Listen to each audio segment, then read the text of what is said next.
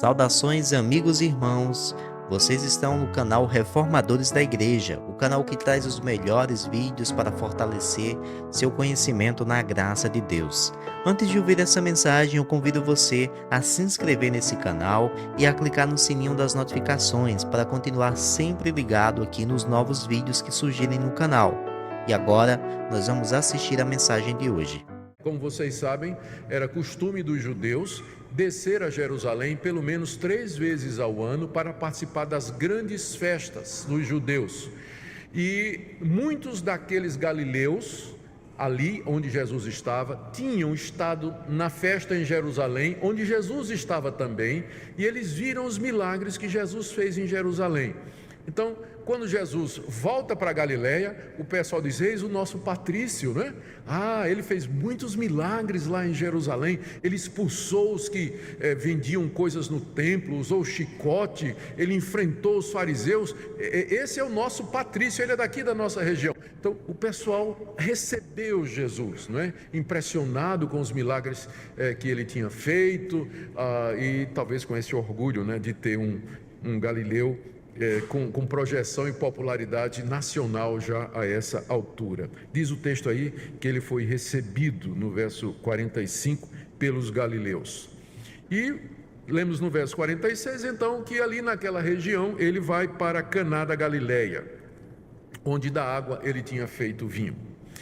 E lá tem um oficial do rei, diz aí o verso 46. O rei daquela região era o famoso Herodes Antipas, aquele que casou com a mulher do seu irmão e que João Batista depois vai condenar e que vai matar João Batista depois. Ele era o rei daquela região. E ele tinha um oficial que trabalhava para ele. A gente não sabe se era um oficial militar ou se era alguém encarregado dos negócios do rei. Mas ali naquela cidade estava esse homem cuja família morava em Cafarnaum, que ficava a 30 quilômetros, e o filho dele estava doente lá. Ele estava em Caná e o filho estava doente em Cafarnaum, a 30 quilômetros.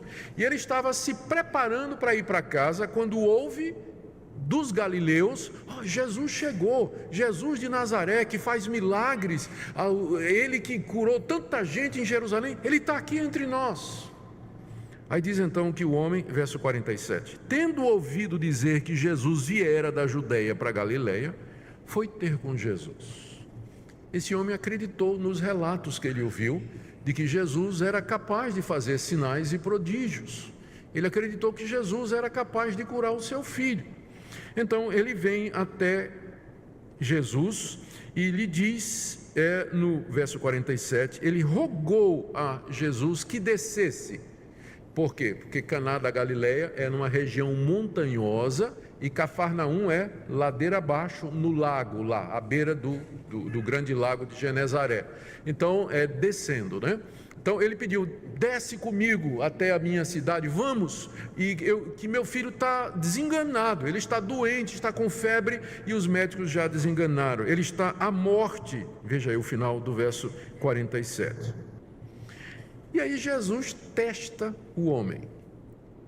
Jesus diz no verso 48, se porventura não virdes sinais e prodígios, de modo nenhum crereis. Há um problema aqui na nossa tradução que dá a impressão de que Jesus está falando para o homem, porque o virdes, quem não está acostumado com esse português, o virdes aqui é plural. Jesus está dizendo: se vocês não virem sinais e prodígios. Ele não está falando só para o homem, não. Ele está falando para o homem e para os galileus em geral. Como quem diz assim: vocês precisam de sinais e prodígios para crer que eu sou filho de Deus, não é? E você é como um deles, não é verdade? Se eu não fizer um milagre aqui grande, você não vai acreditar que eu posso curar seu filho. Jesus está testando que tipo de fé aquele homem tinha, porque Jesus sabia que o fato das pessoas acreditarem que ele era capaz de fazer milagres, não quer dizer que elas acreditavam que ele era o Filho de Deus, que ele era o Messias de Israel, o Salvador do mundo. Assim como muita gente hoje tem uma fé supersticiosa, acredita em Deus, acredita em duende, acredita em fada, acredita em Papai Noel, acredita em destino, em sorte. O povo brasileiro é muito crédulo, é muito místico. Uma pessoa pode ter fé, mas fé na coisa errada. Então Jesus estava testando aquele homem. Se você não vir um sinal e um prodígio, você não vai crer, não é vocês. Está falando para ele e para os galileus que o tinham recebido. Mas a resposta do homem, no verso 49, convenceu Jesus de que ele estava pronto para crer. Ele diz assim, o homem nem responde Jesus, ele diz, Senhor, desce antes que meu filho morra. A resposta do homem convence Jesus de que a sua fé não era uma fé mística, uma fé crédula, que está disposto a acreditar em qualquer coisa. Mas o homem estava disposto a confiar em Jesus. E Jesus então, verso 50, diz, vai, teu filho vive. Isso aqui não é uma profecia, dizendo, teu filho vai viver e vai melhorar. Mas aqui é uma palavra de cura, é uma palavra de autoridade, é uma palavra de poder. Naquela hora, quando Jesus disse, teu filho vive, a 30 quilômetros, o menino começou a ficar bom. A 30 quilômetros, teu filho vive, 30 quilômetros, o menino começou a ficar bom. O homem não viu isso, o pai não viu, mas diz aqui, final do verso 50, e isso é fé. O homem creu na palavra de Jesus, ele não viu o filho curado, mas ele creu na palavra de Jesus e partiu. Aqui você tem a natureza do que é a fé verdadeira. Ela se apoia na palavra e ela obedece mesmo sem ver. É isso que é fé. E o homem então creu e partiu. E a misericórdia de Deus é tão grande que deu a ele algumas confirmações. Veja, no verso 51, diz que ele já descia, e isso aqui já é no dia seguinte, porque são 30 quilômetros, não é? E o texto nos diz que ele levou um dia, isso aqui já era no dia seguinte, ele foi andando 30 quilômetros, era comum naquela época. Não sei se ele varou à noite, ou então se ele começou a andar, parou numa estalagem no caminho, no dia seguinte ele começou, mas no dia seguinte, chegando perto da cidade, os seus servos vieram ao seu encontro dizendo, o teu filho vive, teu filho está vivo. Aí no verso 52, não é que ele não cria, mas é que a fé precisa de confirmação. Ele perguntou, a que horas ele ficou bom? Aí os servos disseram, 1h, que é a 7ª hora, né? No calendário judaico. 1h. Aí o homem se lembrou que foi exatamente naquela hora, no dia anterior, que Jesus tinha dito, teu filho vive. Ele ainda não tinha visto o filho, né? Mas Deus já foi dando confirmações. Então, na hora, ele ligou, disse, foi exatamente na hora que Jesus disse, teu filho vive. E com isso, veja o verso 53, reconheceu o pai ser aquela precisamente a hora em que Jesus lhe dissera, teu filho vive, e creu, ele e toda a sua casa.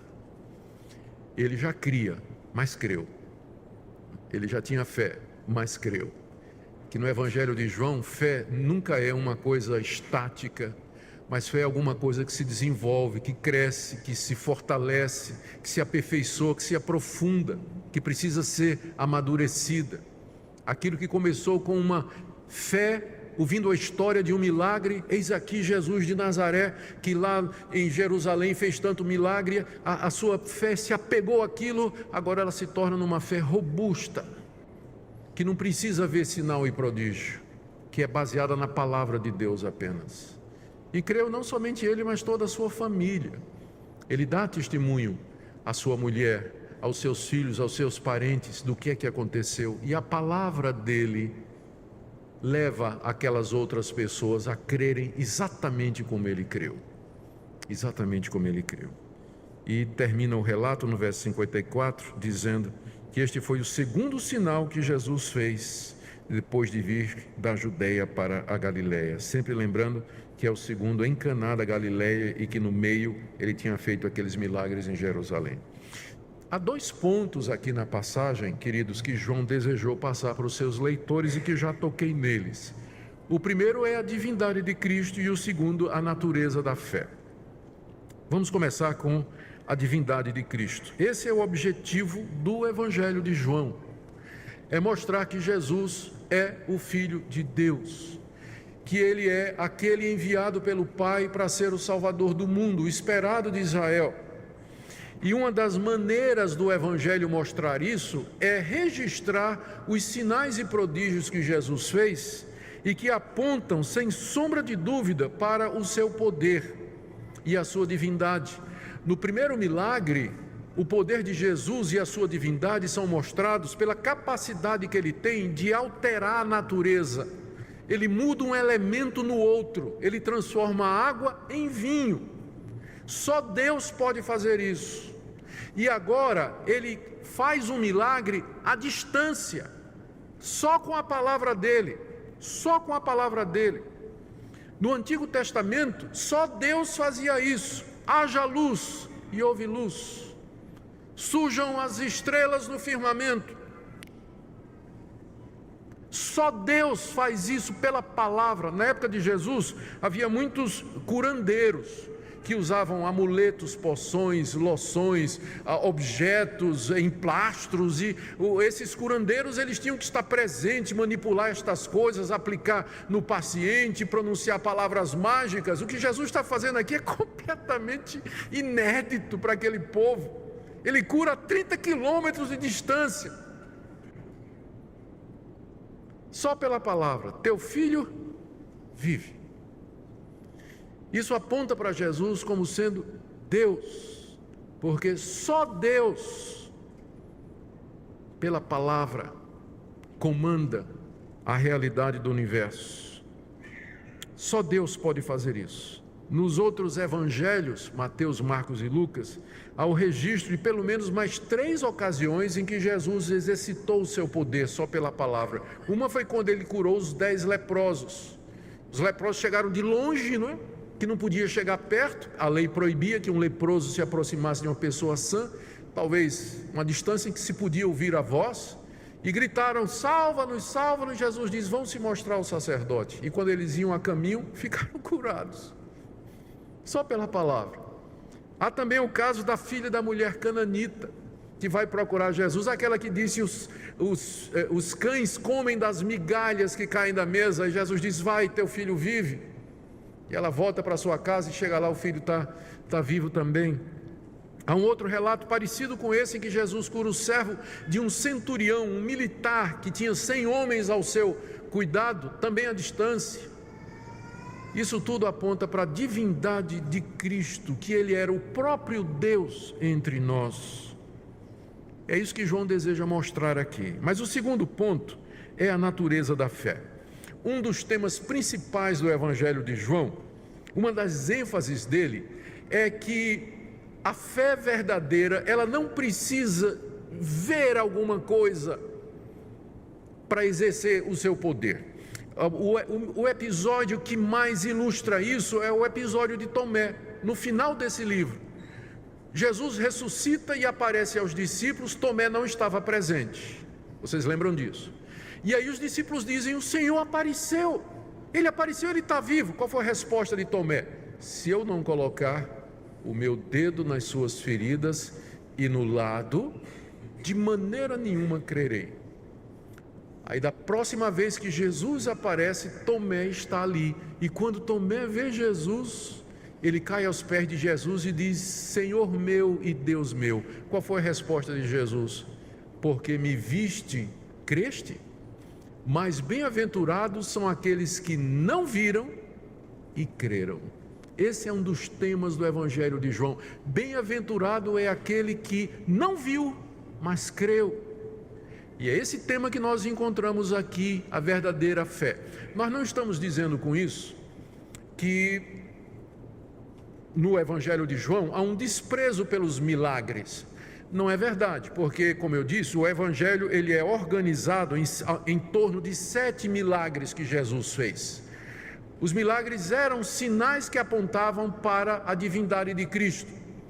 Mas ao mesmo tempo em que Deus, através de Cristo, fez estes milagres para que as pessoas crescem, uma bênção é pronunciada sobre aqueles que creram, mesmo sem estes sinais, mesmo sem estes milagres.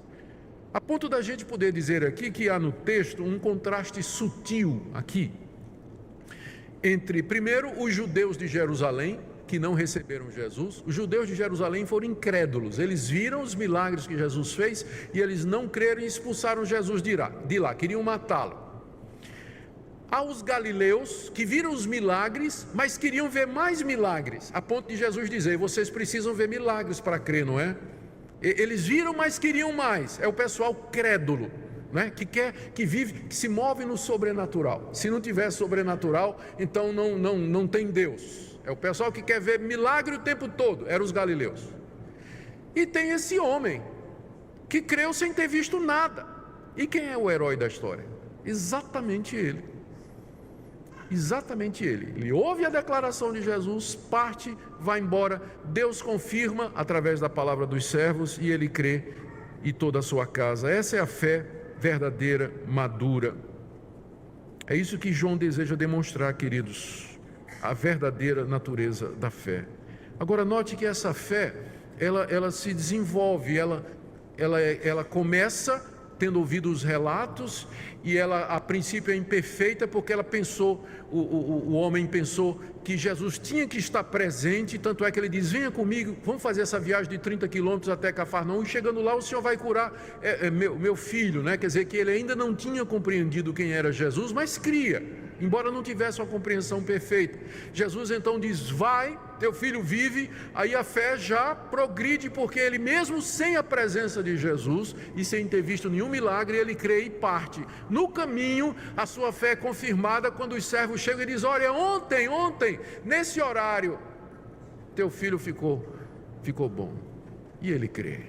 Você percebe que a fé vai passando de um estágio para o outro, vai num crescendo. O que é que isso tudo tem a ver conosco? Eu quero terminar com algumas aplicações para nós hoje. Primeiro, queridos, nós não temos Jesus hoje em pessoa no nosso meio, realizando sinais e prodígios. Você não vai ouvir alguma pessoa chegar e dizer: olha, Jesus está vindo de São Paulo para Goiânia, e lá em São Paulo ele fez um monte de milagre, muita coisa, vamos ver Jesus. Nós não temos isso. Ele não está mais entre nós em pessoa, fazendo sinais e prodígios, mas o registro do que ele fez está aqui nesse livro. Deus pede que você creia nisso aqui. Deus pede que você creia nos milagres que aqui estão registrados. Os evangelhos nos desafiam a crer em Jesus, como se Ele estivesse diante de nós fazendo estes sinais e prodígios. Os evangelhos nos chamam a crer no testemunho que eles dão a respeito de Jesus, que é o Filho de Deus. Ou seja, o que Deus espera hoje é que você creia baseado na palavra. Os únicos milagres em que você tem a obrigação de crer para se tornar um cristão são esses que estão registrados aqui. Eu sei que Deus pode fazer sinais e prodígios nos dias de hoje, se Ele quiser, mas estes sinais e prodígios não têm nenhuma relevância para a minha salvação. Eu não preciso crer neles para ser salvo. Se alguém chegar para mim e dizer: minha tia foi curada por uma palavra de oração, ou fulano foi curado de câncer por uma palavra de oração, se aconteceu ou não, isso não vai ter relevância para a minha salvação. Mas se você não crer nesses milagres da Bíblia, você não pode ser cristão. Você não pode. O que Deus nos dá para que nós creiamos é esse registro aqui. A maioria de nós nunca verá um sinal e um prodígio, tipo assim, um aleijado sendo curado, Jesus curando a 30 quilômetros de distância, uma maravilha extraordinária. A grande maioria de nós nunca viu ou verá isso, porque hoje completado o tempo de Jesus aqui nesse mundo, Deus requer que nós creiamos com base na sua palavra. E queridos, nem sempre isso é fácil, porque como nós já vimos aqui, a fé, ela passa por diferentes etapas. A fé questiona, a fé precisa de confirmação, ela às vezes é imperfeita no seu conhecimento, é um aprendizado a vida toda. Ela começa forte o suficiente para obter a vida eterna, porque sem crer nós não podemos ter a vida eterna, mas durante a nossa vida, já crentes, já salvos, ela passa por diferentes processos, etapas. Deus vai amadurecendo e vai aperfeiçoando. Quantas vezes em nossa vida nós já oramos dizendo: Deus, eu creio, ajuda na minha incredulidade. Ou Deus, eu creio, mas eu não consigo compreender. Deus, eu creio, mas tem hora que eu duvido, tem hora que eu vacilo, tem hora que eu questiono. Gente, a fé verdadeira, ela questiona. A fé verdadeira, ela pergunta. A fé verdadeira vacila. A fé verdadeira precisa de confirmação. É uma caminhada que nós temos até o dia da nossa morte, quando então, depois, a fé já não será mais necessária, porque a fé é a certeza das coisas que a gente não vê. E depois da morte nós estaremos na presença daquilo que nós esperamos, e a fé não será mais precisa. Mas há um último ponto aqui que eu queria trazer em conclusão, é que 3 vezes aqui na passagem aparece a expressão: teu filho vive, teu filho vive, teu filho vive. E é curioso que logo em seguida, no capítulo 5 e no capítulo 6, João registra um sermão de Jesus sobre a vida eterna que vem mediante a fé. Só para citar um versículo, no capítulo 5, no verso 24, Jesus vai dizer: em verdade vos digo, quem ouve a minha palavra e crê naquele que me enviou, tem a vida eterna. Não entra em juízo, mas passou da morte para a vida. Esse milagre acontecido em Caná da Galileia, em que o homem creu e o filho viveu, é uma figura, é um símbolo da vida eterna. Deus quer nos conceder muito mais do que a vida física que Ele restaurou na vida daquele menino, mas a vida eterna. E como é que essa vida eterna nos chega? Da mesma forma que chegou para aquele menino. O pai creu e obedeceu, e o filho viveu. Se você crer na palavra de Deus, que Jesus é o Filho de Deus que morreu na cruz pelos pecados, e se você obedece a Deus, se sujeitando a esse Cristo Salvador, você tem a vida eterna, da mesma forma que aquele moço foi curado. Porque é o mesmo Deus, é o mesmo princípio. A vida eterna nos é dada mediante a fé em Cristo, ainda que nós não o vejamos, ainda que nós não o toquemos ou ouçamos com estes ouvidos. É assim que a vida eterna nos vem. E eu queria nesta manhã terminar com isso. Você tem a vida eterna. Você crê no Senhor Jesus como Filho de Deus, você crê nisso. A sua fé se baseia na palavra de Deus. E você a toma como base da sua existência e da sua confiança.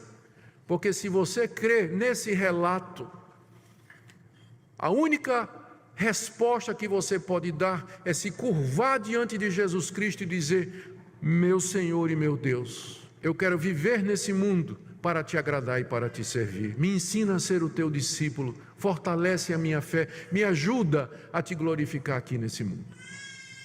Que esse seja o seu desejo e a sua vontade, porque essa é a razão pela qual nós existimos, para honrar e servir o nosso Senhor Jesus. Amém. Olá, meus irmãos e minhas irmãs, obrigado a você que acompanhou a mais um vídeo aqui no canal Reformadores da Igreja. Nós queremos convidar você que ainda não é inscrito em nosso canal para inscrever-se aqui abaixo, clicando no botão vermelho e ativando o sininho das notificações. Dessa forma você nos ajuda e sempre que sair vídeo novo aqui no canal você vai ser o primeiro a ser informado e dessa forma não perder nenhum vídeo que nós colocamos aqui todas as noites às 6 horas. Nós estamos colocando conteúdo novo no canal. E também nós convidamos você a compartilhar essa mensagem, enviando para um irmão, para um amigo, para que mais pessoas possam então ouvir a palavra de Deus. Você enviando, então você consegue ajudar a esse canal crescer e também a abençoar a vida de outras pessoas através dessa mensagem. Você também pode acompanhar o canal oficial do Reverendo Nicodemos, clicando no link que está na descrição desse vídeo. Lá todos os sermões estão na íntegra. Aqui nós somos apenas um canal que postamos trechos das suas pregações, mas o canal oficial com a pregação completa você encontra na descrição desse vídeo. Você pode clicar e ser levado para o canal e acompanhar todas as mensagens. Hoje, em especial, uma mensagem que fala a respeito de fé, do conceito de fé. Assim como nos dias de Jesus, nos dias de hoje também, meus irmãos, muitas pessoas estão apegadas a manifestações sobrenaturais, milagres e coisas dessa natureza para reafirmar a sua fé.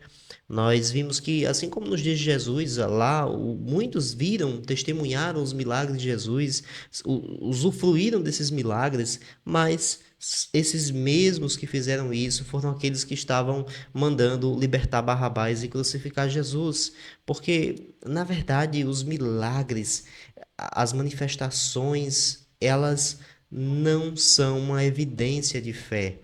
Nós sabemos que o próprio Jesus nos ensina, dizendo a Tomé: bem-aventurado aqueles que não viram e creram.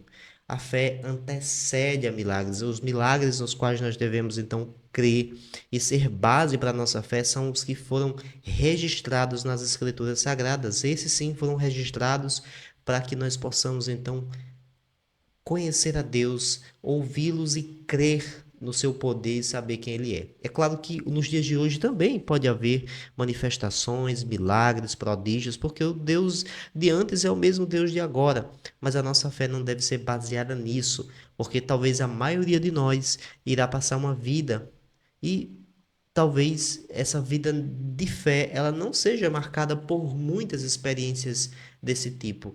Talvez você não tenha nenhuma experiência desse tipo, mas a salvação não é por ver milagres, mas pela fé, é por crer no Senhor, independentemente de ver ou sentir, mas crer no seu nome.